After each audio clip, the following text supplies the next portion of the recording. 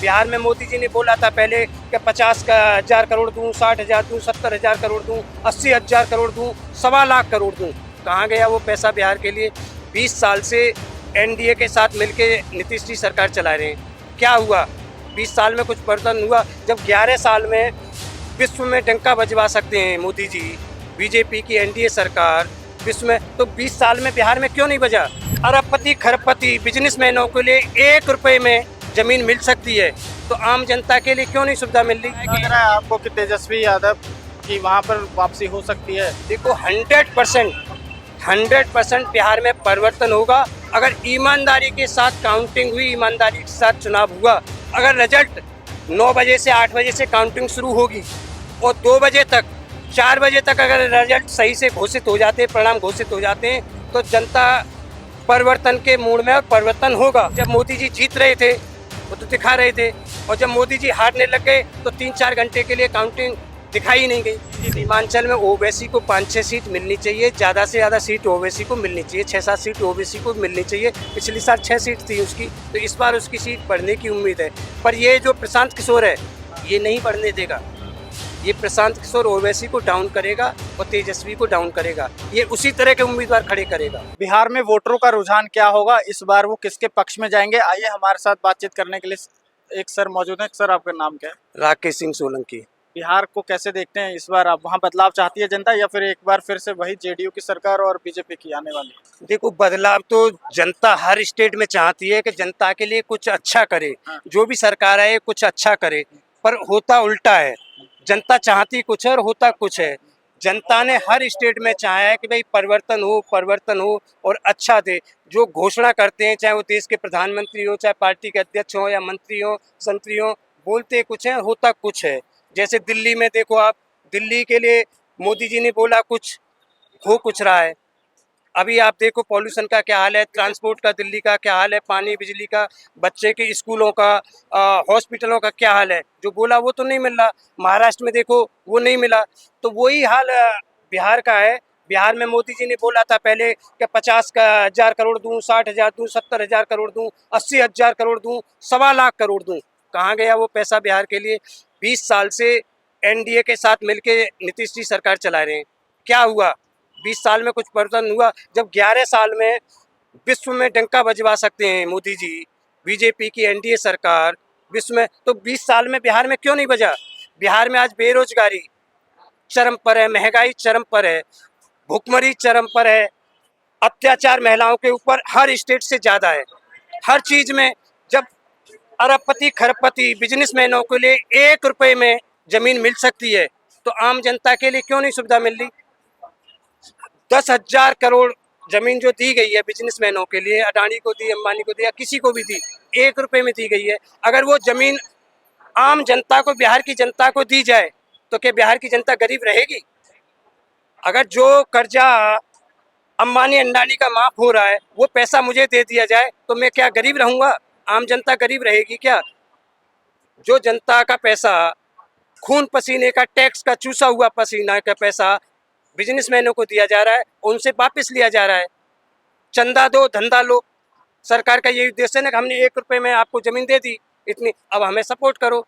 तो ये जनता के लिए सरकार नहीं बनी बिहार की, एनडीए सरकार नहीं जनता के लिए बनी। रही अब चुनाव का, जनता जो है बिहार में परिवर्तन चाह रही है और वो दिखाई दे रहा है। लग रहा है आपको कि तेजस्वी यादव की वहाँ पर वापसी हो सकती है? देखो 100% बिहार में परिवर्तन होगा अगर ईमानदारी के साथ काउंटिंग हुई, ईमानदारी के साथ चुनाव हुआ। अगर रिजल्ट 9 बजे से 8 बजे से काउंटिंग शुरू होगी और 2 बजे तक 4 बजे तक अगर रिजल्ट सही से घोषित हो जाते हैं, परिणाम घोषित हो जाते हैं, तो जनता परिवर्तन के मूड में और परिवर्तन होगा। अगर यही रिजल्ट रात को 2 बजे 12 बजे तक खींचते हैं, तो सरकार उसी की बनेगी जैसे पिछली बार हुआ था। वोटिंग पैटर्न क्या रहेगा? वोटिंग पैटर्न तो देखो, वोटिंग का विपक्ष के खेमे में वोटिंग जाएगी और 100% विपक्ष के खेमे में विपक्ष भारी है। विपक्ष भारी है इस टाइम एनडीए की सरकार के ऊपर, नीतीश जी के ऊपर भारी है। और नीतीश का तो मामला क्या होगा ये हस्र बताएगी जनता बाद में जब परिणाम आएंगे। पर ईमानदारी के साथ चुनाव परिणाम, काउंटिंग, गिनती सही टाइम से हो, टाइम से रिजल्ट डिक्लेयर किए जाएं। ऐसा नहीं जैसे 2020 में हुआ था कि रात तक 2020 में हुआ, रात के 2 बजे तक रिजल्ट क्लियर हुआ, जबकि 4 बजे तक क्लियर हो जाना चाहिए था। या लोकसभा के चुनावों में हुआ कि जब मोदी जी जीत रहे थे वो तो दिखा रहे थे, और जब मोदी जी हारने लग गए तो 3-4 घंटे के लिए काउंटिंग दिखाई नहीं गई, और बाद में मोदी जी को जीतता हुआ दिखा दिया गया।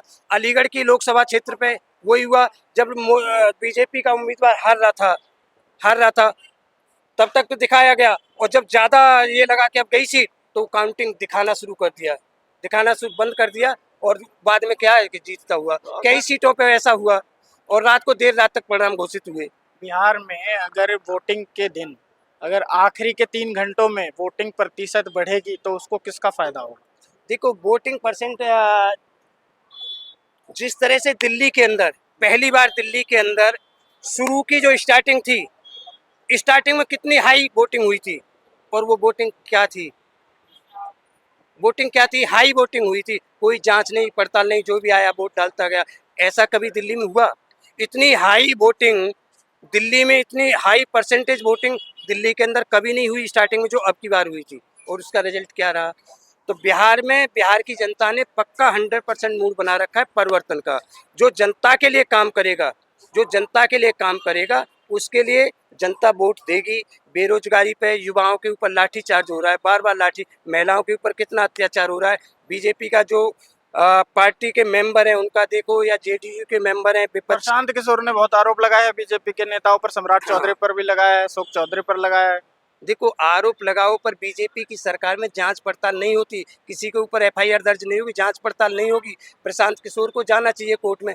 प्रशांत किशोर वोट काटू है। किसका वोट काटेंगे प्रशांत किशोर? प्रशांत किशोर ऐसे उम्मीदवार खड़े करेंगे, 70 से 80% ऐसे उम्मीदवार करेंगे जो कि इंडिया गठबंधन के वोटों को काटें। अच्छा, इंडिया गठबंधन के वोटों को इनडायरेक्टली वो एनडीए को पहुंचा रहे हैं। बिल्कुल, जैसे दिल्ली में कांग्रेस ने किया था। अच्छा, दिल्ली में जो शीला दीक्षित के बेटा हैं संदीप दीक्षित, हाँ। संदीप दीक्षित ने क्या किया था? संदीप दीक्षित ने जो यहाँ पॉश एरिया था ना, पॉश एरिया था, वहां पर वोट नहीं मांगे थे उसने। हाँ।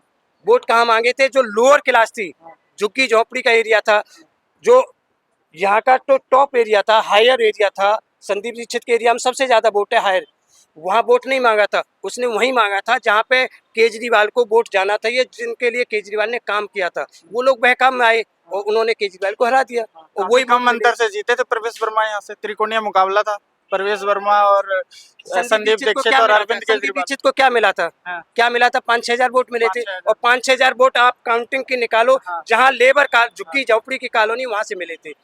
लुटियन जोन्स से नहीं मिले थे उसे वोट, तो लुटियन जोन्स में उसने प्रचार भी नहीं किया था संदीप, चूंकि उसे मालूम था कि क्या मिलेगा।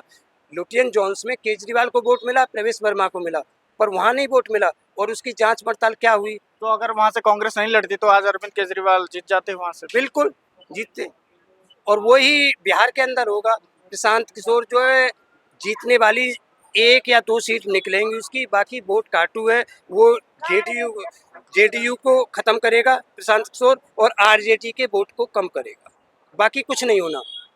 जेडीयू खत्म हो जाएगा इस बार, नीतीश की पार्टी के तौर पर देखा जा सकता है कि पहले से ही 2-3 साल में पहले से ही सेटिंग है, ये पहले से ही सेटिंग है कि जाओ तुम वहाँ प्रचार करो और फिर उसके बाद भाई।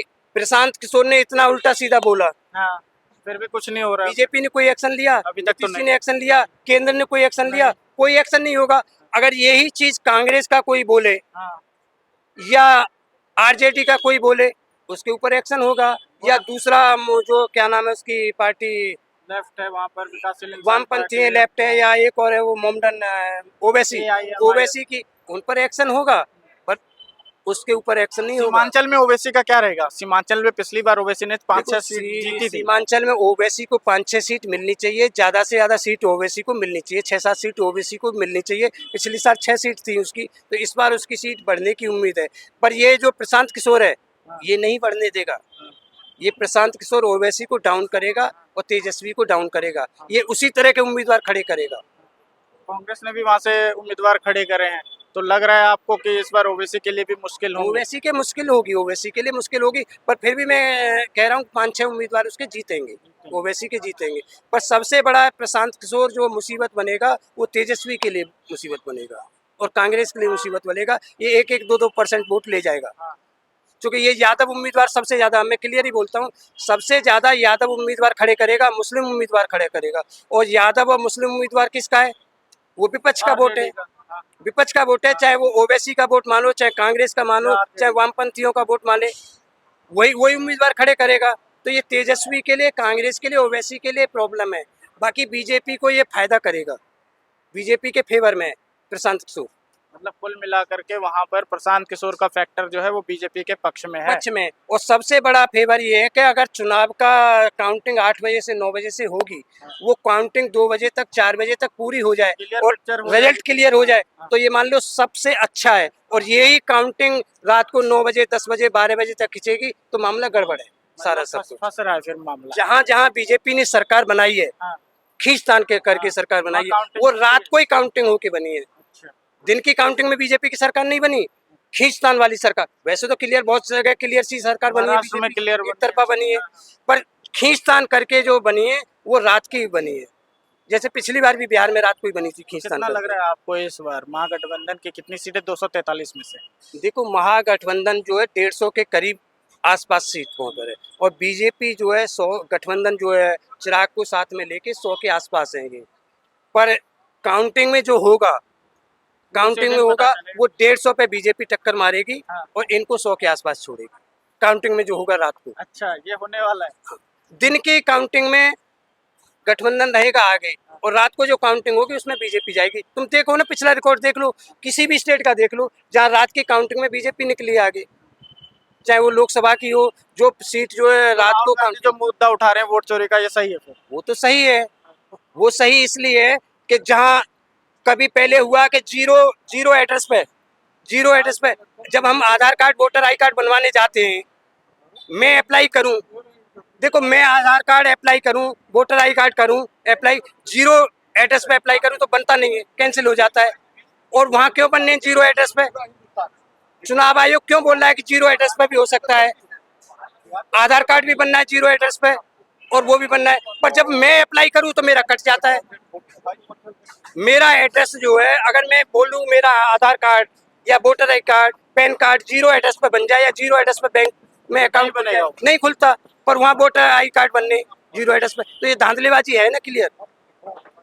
यही चुनाव आयोग ने बोला कि हम महिलाओं के वो वीडियो नहीं दे सकते, फोटो नहीं दे सकते। अभी ये लोकसभा का चुनाव, उसका चुनाव हुआ ना, राज्यसभा नहीं, उपराष्ट्रपति का चुनाव हुआ ना, तो कंगना रनावत की वीडियो दिखाई गई ना, और वहाँ पर के महिलाओं के हम नहीं दिखा सकते, महिलाओं की नहीं दिखा सकते, स्टैंडर्ड लग रहा है, डबल स्टैंडर्ड है ना। तो चुनाव आयोग पूरी तरह से बिका हुआ है, गुलाम बना हुआ है चुनाव आयोग, क्लियर नहीं है। चुनाव आयोग ने अभी तक कोई फैसले दिए? ये हरियाणा का सरपंच का चुनाव हुआ, 3 साल में हुआ ना क्लियर, उसे क्या दंड दिया? जिस चुनाव आयोग का जो अधिकारी था, उसने जो रिजल्ट गलत घोषित किया था, उसे कोई दंड मिला? नहीं मिला ना दंड। चंडीगढ़ वाले को कुछ दंड मिला? चंडीगढ़ का तो वीडियो भी आ गया, क्लियर दिखाई दिया, वीडियो भी आ गया था, वीडियो क्लियर दिखाई देगा। संदीप चौधरी अगर नहीं ओपन करता उसे, तो मामला किसी भी न्यूज चैनल ने, आप जैसे न्यूज चैनल ने या दूसरे चैनल ने, बड़े चैनल ने, किसी ने नहीं दिखाया था ना चंडीगढ़ वाला। वो तो संदीप चौधरी ने कोशिश की, उसने ओपन किया और ओपन होने पे क्लियर हुआ, 420 निकली ना उसमें, पर उसे क्या दंड मिला? कोई दंड मिला उसे?